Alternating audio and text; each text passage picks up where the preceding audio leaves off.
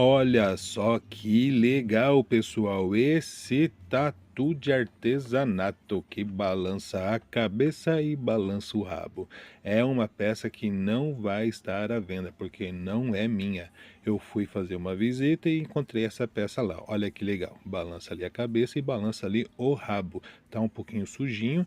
O material eu não sei dizer bem o que é. Não sei se é uma madeira, é um coco ou coisa desse tipo, mas eu achei muito legal. Faz tempo que eu não vejo uma peça igual a essa. Aí eu pergunto para você que está vendo esse vídeo, você já teve um desse? Você já viu na casa da vovó? Na casa da titia? Comenta aqui nesse vídeo para que a gente saiba de que ano é.